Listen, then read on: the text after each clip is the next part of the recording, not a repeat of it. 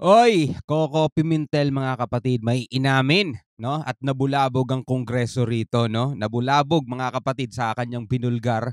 Ito ang ating bibigyan ng reaction video and commentary sa araw na ito mga kapatid mula kay News PH. Yan oh, basahin ko yung title. Kakapasok lang, hala, grabe to, kongreso nabulabog ni Coco Pimentel ibinulgar na. Ano kaya 'yon mga tol, no?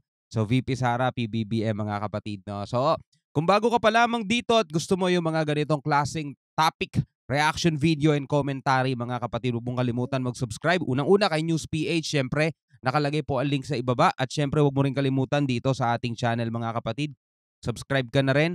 At huwag mong kalimutan, click ang notification bell para ma-notify ka whenever na may mga bago tayong reaction video tulad nito. So wag na natin patagalin pa. Total, wala na rin naman tayong hinihintay na. Panoorin na natin to mga tol.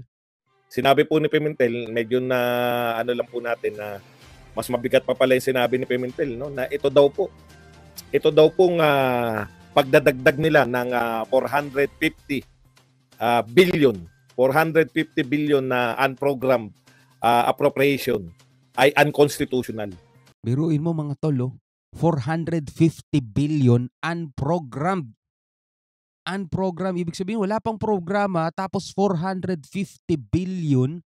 Imagine mo mga tol kung ano yung pangangailangan ng ating ng ating sandatahan, ng ating PCG, mga pangangailangan nila ng assets na ng Navy, 'di ba? Mga assets na kailangan nila para maipagtanggol at para madepensahan nila ang ating soberanya. Nangangailangan sila ng budget.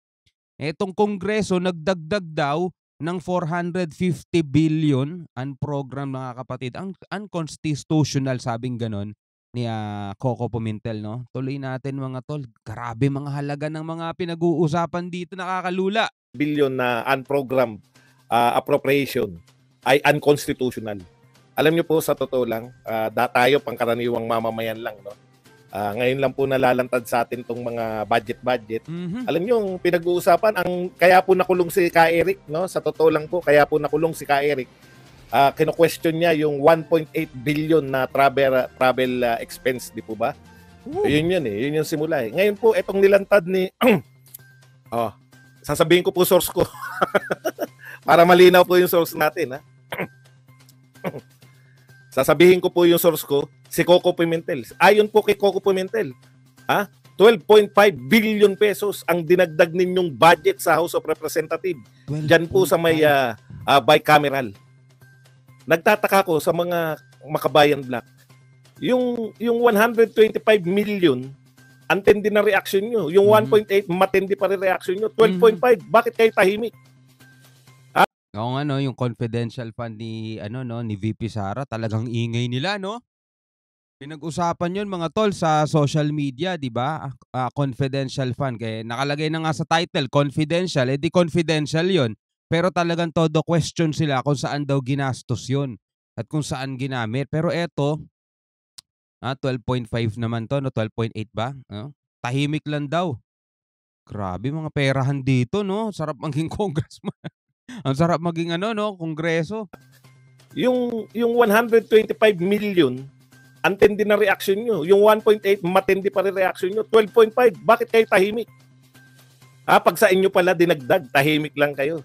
Pag ang House of Representatives ang makikinabang, tahimik lang kayo. Ito po, sinabi pa po ni Coco Pimentel, nagdagdag pa ng 450 billion. Nako.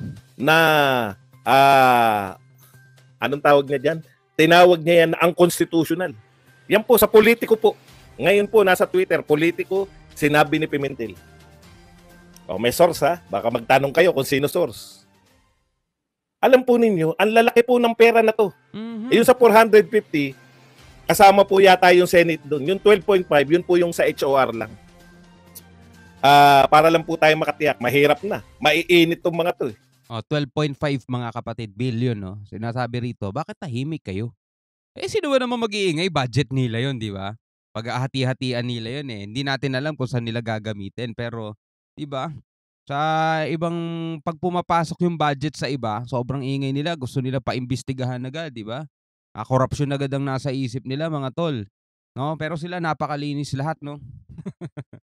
Napakalinis lahat. Para lang po tayo makatiyak, yung sinabi mismo ni Pimentel, yung wordings, mahirap na, di ba?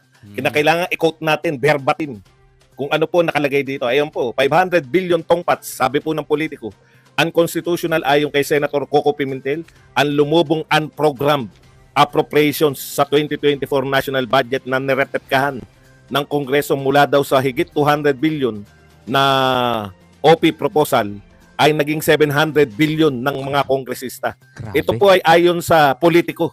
Dito po Grabe. makikita yan sa Twitter. At nagsasalita po si Senator Coco Pimentel. Okay, ang question ko lang po, Senator Coco Pimentel. Kasi wala kami ideya eh. Ang bigat sa amin nung ang daming kumwestiyon ng 125. Ngayon parang ikaw lang yung kumu-question. Magkano halagang pinag-uusapan natin? 700 billion. Grabe. No? Eh kailangan po ito ipaliwanag ninyo. Kasama ka, Coco Pimentel. Kasi sabi mo, unconstitutional. Kung ang constitutional po yan, eh labag po sa konstitusyon. Wala nga ang akusasyon eh. Wala nga pong akusasyon kay Sara Duterte na unconstitutional yung 125 eh. Ang tinatanong, milyon lang ang tinatanong lang po sa kanya, saan mo ginamit?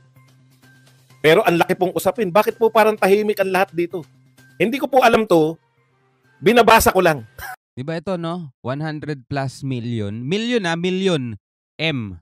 No, dun sa confidential fund. Ang daming question, ang daming ganyan. Wala naman daw nag-aakusang ang unconstitutional. Pero eto mga tol, 700 billion. Billion, letter B.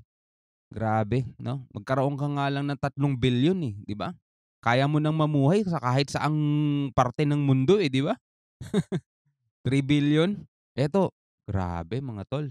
Tas unconstitutional daw. Ibig sabihin, labag sa batas, no? Sa madaling salita, labag sa konstitusyon. So, si Coco Pimentel pa lang ang nagsalita, no? So, tahimik, no? Tahimik ang lahat, mga tol. Hindi pinag-uusapan. Ito, narinig lang natin to kay Badong Aratiles at tayo nagbibigay lamang ng reaction, ha? Ikaw, bilang isang Pilipino, ano masasabi mo dyan, no? Comment tayo sa baba. No? Wala po ko ideya kung paano tong mga proseso na nila na unprogram, yung mga sinasabing unprogram appropriation. Nagbabasa lang tayo. Ayan, no? Binabasa lang po natin sa Twitter. Okay. Kaya nahihiwagaan din kami. Ako, hindi sapat sa akin na binubulgar mo, Coco Pimentel. Kung talagang yan ay unconstitutional, kayo ay abogado, kayo ay senador, eh dapat po, hindi lang po, baka kasi sinasabi mo lang din yan. Baka namumuliti ka lang din, pero hindi po eh. Hindi mo sasabihin sa press yan eh. Hindi po ba? Eh, ang problema, bakit po hanggang press lang? Nag-e-expect po kami sa inyo, binoto po namin kayo ng, kahit hindi ko kita binoto ng personal, yung ibang tao, kaya ka nanalo, para po pag may nalaman kayong unconstitutional, itatama nyo sana. Bakit hindi kaya nyo na itama? Nagtatanong lang po ako. Ito po, maliwanag na katanungan to. Kasi hindi po kami nagtatanong para gusto po naming maliwanagan kung totoo na ang constitutional yan, bakit hindi po pinag-uusapan sa Senado o sa Kongreso? Bakit tahimik po yung Makabayan Black? Kasi Makabayan Black ang ingay. Bakit tahimik dito si Risa Ontiveros? No? Hindi po namin alam yung paano eh. Pangkaraniwang mamamayan lang kami, sinabihan nyo. Kayo nagsabi, ikaw Coco Pimentel. Eh sana, wag po nating basta hayaan na lang na mayroon palang ang constitutional na nagaganap. Kasi ang daming reklamo kay Sara Duterte, 3 po ang inihain na reklamo sa Supreme Court sa halagang 125 million. Ito po, billion-billion ang pinag-uusapan. At nagsabi, hindi nyo lang po kina-question kung saan napunta o bakit nangyari. Ang sinasabi nyo, unconstitutional.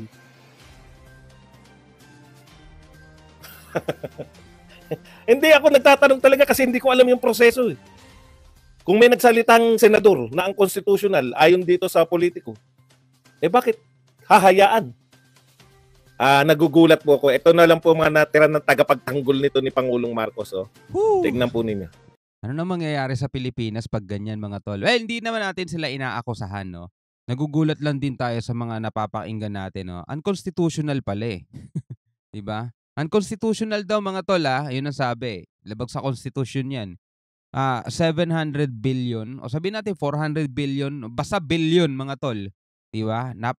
Ang 1 billion ay 1,000,000 gano'n mga tol, 1,000,000 ang 1 billion. Eto 700 billion mga tol, napakalaking halaga niyan, 'di ba? Napakalaking halaga niyan. Sabi nga gano'n kung labag pala 'to sa konstitusyon, eh, bakit walang mga nagsasalita? Bakit tahimik daw yung Makabayan Black, 'di ba? Sila yung nakaraang maingay dun sa confidential fund ni Sara Duterte. Bakit daw tahimik yung iba, 'no? Bakit, 'no? Sana all 'no, maambunan. Ang sabi ni Marcos Makapili, lagi ko na itong kailan lang po to pero araw-araw sa Twitter to eh. Deceptive, sabi niya. Those who signed are either retired from service or floating and no meaningful role in the present. In other words, mga walang puwersa at walang influence. Mga DDS kasi. Okay, yung mga PMA graduates daw po na pumirma, manifesto. Binabanatan niya yung manifesto, no? Pumirma sila, PMA graduates. Ang sabi ni Marcos Makapili, those who signed are either retired from service or floating and no meaningful role in the present. In other words, mga walang puwersa at walang influence. Mga DDS kasi. Ang dami niyang paratang, no? Retired na raw, floating, walang meaningful role in the present. No? Yung sila Parlade, sila Esperon, mga wala daw pong, mga retired na raw yan at walang meaningful. Alam mo, Brad, no? Naawa po ko, Pangulong Marcos, kung ganito pong uri na lang ang natiran yung tagapagtanggol. Kasi hindi po nila naunawaan eh. Hindi pa nila naunawaan na yung PMA, Alumni Association, yung mga graduate ng PMA, habang buhay po yan. No? Ang pagtanaw nila sa kapwa nila PMAers ay hindi po natatapos. Hindi po yan katulad ng, siguro itong Marcos Makapili na to. No? Ano yan? Yan yung tao na pag nagtrabaho, tapos umalis sa trabaho, wala na siyang pakialam sa mga dati niyang kasama. Iba po yung samahan ng mga PMA. Habang buhay po silang senior officer ang tingin po sa kanila. Sabihin mo ma-retired, yung mga batang PMAyer, ang pananaw po sa mga PMAyer na retired, hindi po nila, wala nang silbi, retired na yung mga yan. Hindi po ganun ang samahan ng PMA. Sinasabi mo, wala nang influence. Mag-research muna kayo, no? Mag-research muna kayo. Ako naniniwala. Matapang pa po yung bago po ilabas itong manifesto ng PMA graduates. Naniniwala ako matapang pa yung ang iniinda pa lang nila yung pagsasampa sa Supreme Court eh. Di po ba? Nagsampa sila ang abogado ni Ka Eric at saka ni Lorraine, Dr. Lorraine sa Supreme Court. Sabi nga nila, di ba? I-withdraw nyo muna bago kami umaksyon. Pero nabago po yan nung naglabas po. Narinig ko pa nga si Abante. Pag hindi nila withdraw yan, di talagang ganun. Kahit dito sila mag-Christmas. Pero sa isang igla po, nung nakita nila na totoo na may manifesto, mula po sa mga retired PMA graduates, nagbago po ang ihip ng hangin. Hindi mo na uunawaan, Brad, no? Hindi mo na uunawaan yung kung gaano katibay yung mga samahan na yan ng mga PMAers, no? Kung wala kang ideya, wag mo silang insultuhin. Yung mga retired man yan, o sinasabi mo na walang matinong posisyon, ano yung sabi niya? Walang floating, no meaningful role. Mag-isip-isip ka. Napupuna ko lang sa kanila, hindi mga totoong mga tao na Marcos Makapili, yung isa naman, mamalutang. Ito naman po ang sinabi nung sinasabing mamalutang. Ang dami nilang question, no? Ang dami nilang question, hindi naman totoong samahan yan. Wala naman po nagkiklaim na samahan yung pumirma, no? Hindi po nagkiklaim tong mga pumirma. Sila bilang individual, pumirma po sila dahil sila naniniwala na dapat yung freedom of the press ay hindi po dapat sinasaklawan ng kahit na anong kapangyarihan, no? Sila po ay pumirma kani-kanya. Pero hindi niyo po pwedeng sabihin na hindi sila PMA graduate. Hindi niyo po pwedeng i-claim na porket hindi yung samahan nila, yung PMA Alumni Association, hindi na po, wala na pong silbi yun. Pumirma po sila, hindi niyo na po maaalis sa kanila yung pagiging PMA graduate. Alright mga kapatid, yan napakinggan natin 'no. Wag muna tayo dun sa usapan dun kila Ka Eric saka kay Badoy 'no. Dun muna tayo sa usapang unconstitutional, unprogrammed na budget na yun mga tol. Grabe 'no, nakakalula yung halaga mga tol. Imagine mo anong anong puwede mong magawa sa 3 billion. Eto 700 billion mga tol, napakalaki 'di ba? Sobrang laki. Nangangailangan yung ating, PCG, nangangailangan yung ating Navy na mga dagdag assets nila para maprotektahan at madepensahan talaga natin yung ating soberanya 'no. Sana maambunan naman lang sila 'no. Ay grabe mga tol. Ikaw bilang isang Pilipino, ano masasabi mo diyan 'no? Doon sa 100 million plus na confidential fund ni Sara Duterte. Hindi natin sa pinagtatanggol mga tol, Sara Duterte. Confidential fund naman 'yun, eh, confidential nga, eh, 'di ba? Pero napakaingay sila, 'di ba? Napakaingay nila do'n, kine-question nila 'yan. Ngayon, ang taong bayan kung totoo yung sinabi ni Coco Pimentel, unconstitutional yung ano na yun, dagdag na yun, 450 billion, billion. Tapos meron pang 12.5 billion yung sinasabi kanina, 'di ba? 'Di ba? Tahimik yung Makabayan Block, tahimik yung ibang mga kongreso, 'di ba? Kapag sila yung nadadagdagan ng budget, tahimik sila 'no? Eh, alam naman natin may ibang mga pinaggagamitan naman talaga 'yan, kanya-kanyang city 'yan, kanya-kanyang mga proyekto 'yan, pero grabe 'no? Ang dami nating pangangailangan mga tol, daming naghihirap sa Pilipinas. Ikaw bilang isang Pilipino, ano masasabi mo rito? Comment ka na lang sa baba. Hanggang sa muli, ako nga pala si Shobal D. Peace out. 浦飯ユース